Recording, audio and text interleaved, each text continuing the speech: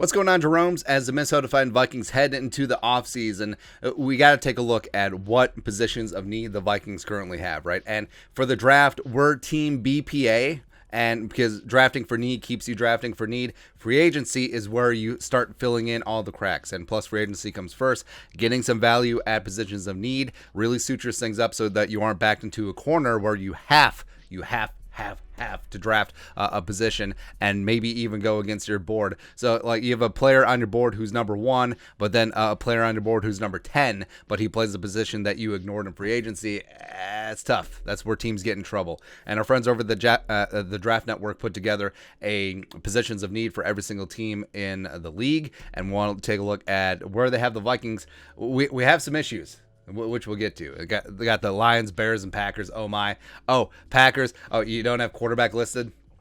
You have quarterback listed as a secondary need as opposed to a primary need. You're going to need one. And also, this is the problem with the Packers, that wide receiver has always been a secondary need because we have Devontae Adams. That's no problem. But I don't know how they calculated, hey, which free agents are going to stay, which are not. Are they calculated in? Are they priced into the formula? Whatever. It doesn't really matter. But so the Vikings, so they separated this into primary, secondary, ancillary, and don't need. And the Vikings for primary have safety, interior defensive line, quarterback, and cornerback. Right. So I don't know how they set this thing up, but they have quarterback listed as a primary need, and that could be because Kirk Cousins is on the final year of his deal. Could be the national media just hating on Kirk Cousins as always. Maybe they don't like Kellen Mond, even though if I remember right, the draft number was pretty high on Kellen Mond in the draft process last year. So I don't know why quarterback is primary. I mean, you can certainly put it down as secondary because we're on team draft a quarterback every single year, no matter what. But you know, I mean, well, look at the Patriots. Even when they had prime Tom Brady, they were still taking hacks at quarterback. They took Kevin O'Connell in the 3rd round, our boy. They took Rohan Davey. They took Matt Castle in the 7th round, even though he's a backup at USC. They took Jimmy G in the 2nd round. They took Jabroni Brisket in the 3rd round. So even though they had the greatest living quarterback of all time, well, the greatest quarterback of all time, I don't know why I said living. Anyway, they were still investing draft capital into the quarterback position. That's how important it is. All right, but it's whatever. But safety.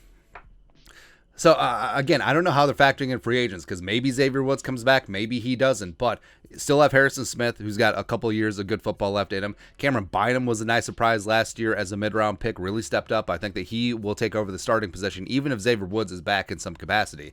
So safety-wise, I don't see it as a primary need. You can certainly push that down the list. Interior defensive line, are they planning to cut Michael Pierce? Are they planning to cut Diesel Dalvin Tomlinson? And I don't get this one. Like, primary?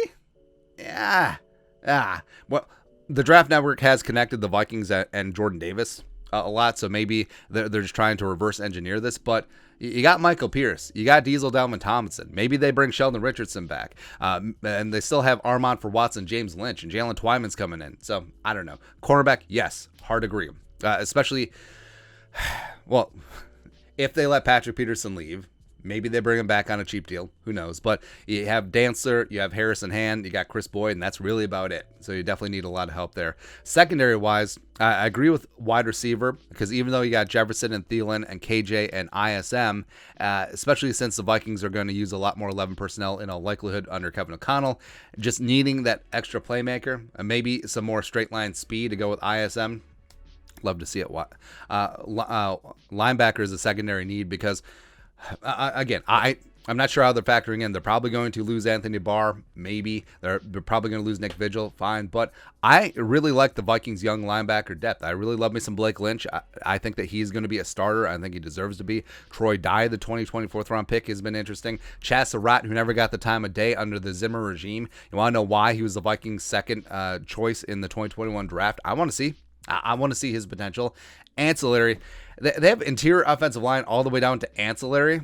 Like, the Vikings have no idea who their starting center and right guard are going to be. And you saw how important offensive line play was in the Super Bowl with Joe Burrow. And that's ancillary? My ass. Please. Also, why is tackle? Why do they consider offensive tackle in the same breath as interior offensive line? I don't get that one because you got Brian O'Neill quickly becoming one of the best right tackles in the game. Christian Darrisaw year 2 is going to take the league by storm. You got Blake Brandel, who's a competent swing backup tackle. So I don't know why. I don't know why that's in the same area as interior offensive line. I agree that it's ancillary, maybe even into the don't need territory, but yeah. Tight end, yes, because even if Gronklin leaves, you got Irv Smith Jr., and the Vikings are probably going to run a lot less multi-tight end sets, where the Vikings were up near the league lead and had the league lead in 2020. So, yeah. But cornerback, I like how they listed cornerback twice.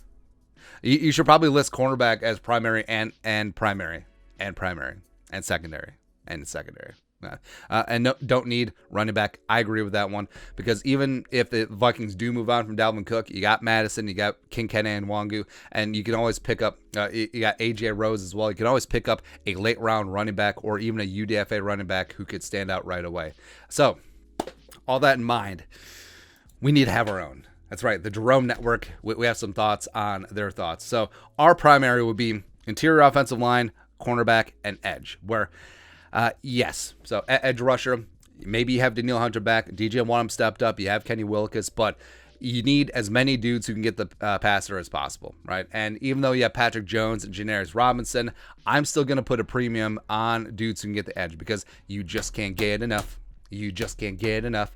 Interior offensive line, that one's self-explanatory. Garrett Bradbury's not the guy. Wyatt Davis might be the guy, but hey, get as many dudes who look like that other dude who could play guard, right? But can they play guard, right? So hammer offensive line, interior offensive line in free agency, James Daniels, Brian Allen, Austin Corbett, Brandon Scherf one time, and then also hit it in the draft. If the guy is at the top of your board, I go ahead and take him. Cornerback, yes. Even if Patrick Peterson is back, they need an infusion of talent at cornerback. That's why so many mock drafts have Sauce Gardner or Stingley or McDuffie up there at 12. But it's a very good cornerback draft. I mean, a lot of day 2 cornerbacks are going to be starting somewhere very quickly in this league. So even if the Vikings don't go corner at 12, they go in a different direction, I wouldn't sweat it. Secondary needs. So I listed quarterback there. And like we said, the reason why they probably have quarterback as primary need for the Vikings is Kirk Cousins, and they hate him, and he's got 1 year left on his deal, and Kellen Mond is an unknown. I think that he has potential, and we don't know if he's good or bad. He's Schrodinger's QB at this point. So I would say quarterback, yes. Not quarterback in free agency, quarterback draft. Notably, I'm not down. So if you told me Malik Willis is there at 12, then the Vikings have a decision. I think as of right now, he's the only quarterback I would take at 12, even though I do like Kenny Pickett. But if you can get one of the big 6 in the second round to pick 44, maybe. Secondary need wide receiver like we talked about. There's going to be some really good 3rd, 4th, 5th round wide receivers taken in this draft. Linebacker, I also have a secondary need. Even though I really enjoy the young depth, you can always add some more in there as well. Ancillary, tight end, interior defensive line. Interior defensive line is stacked like we talked about, unless they move on from a Michael Pierce in a cap-saving move. I put safety down there as ancillary because, the depression of the value of the safety. Yes, I think Josh Metellus is a fine third safety. Cameron Bynum should start. Harrison still has good football left. Maybe they bring back Xavier Woods. I don't know. And also, don't need. So, yes, I put down running back. I put down tackle, even though that's controversial, because, hey, if you see a lot of value at tackle, you may as well just take him. You can kick him inside a guard, or you can groom him to be a swing backup just in case poop hits the fan. But, and also, since they didn't list specialists, I also listed kicker and punter, since it's very likely the Vikings will re-sign Jordan Berry, and Greg Joseph is an exclusive rights free agent, so he will be back. But that's it. That's taking a look at the Vikings position of need. Where do you agree? Where do you disagree? Let us know in the comment section below. Subscribe for daily Vikings takes. Want to support the work? Put a little something in the Venmo. But until next time, Skol, production value.